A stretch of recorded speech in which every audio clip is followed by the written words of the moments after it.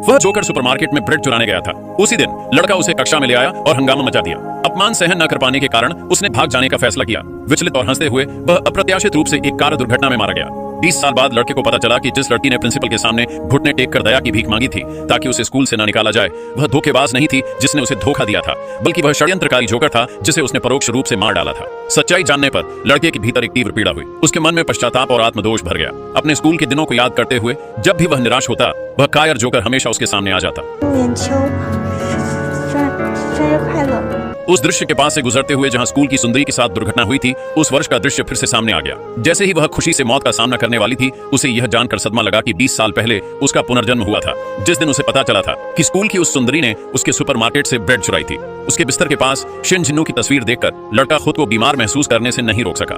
अपने पिछले जन्म में उसने उसे प्रिंसिपल से मिन्नतें करने वाली समझ लिया था। वह हर दिन कुत्ते की तरह उसकी चापलूसी करता था। स्नातक होने के बाद उसने पैसे कमाने के लिए अथक परिश्रम किया, यह सुनिश्चित करते हुए कि उसे जीवन में एक भी शिकायत न झेलनी पड़े।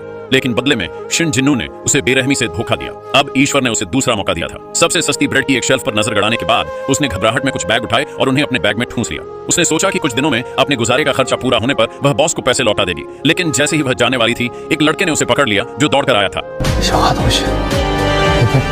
जब उसे सुपरमार्केट लाउंज में ले जाया गया, तब उसे एहसास हुआ कि सुपरमार्केट असल में उस लड़के के परिवार का था। लड़के की पूछताछ का सामना करते हुए स्कूल की सुंदरी ने ध्यान से अपना स्कूल बैग खोला और उसमें से 3 रोटियां निकाली। यह सोचकर कि शायद स्कूल की सुंदरी बेईमानी कर रही है, लड़के ने बैग छीन लिया और उसमें से सारा सामान खाली कर दिया। एक काले बैग ने अचानक दोनों के बीच हाथापाई शुरू कर दी। जब 7 साल पुराने सैनिटरी नैपकिन के डिब्बे नजर आए, तो लड़का शायद अपने अभिमान पर ठेस महसूस करते हुए स्तब्ध रह गया। स्कूल की सुंदरी, जिसने जल्दी से अपना सामान पैक किया था, बस भाग जाना चाहती थी, लेकिन लड़के ने उसे कसकर पकड़ रखा था। वह उसे जाने नहीं दे रहा था। उसके पिछले जीवन की त्रासदी फिर से उभर आई।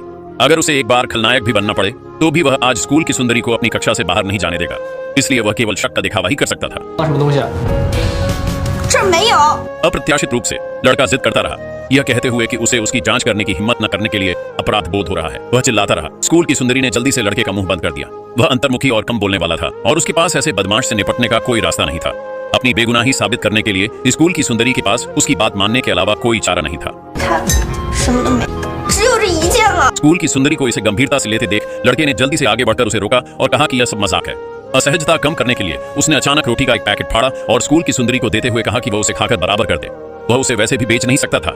यह सुनकर भूख से बिलबिलाती स्कूल की सुंदरी ने आखिरकार जी भर कर खाना शुरू कर दिया।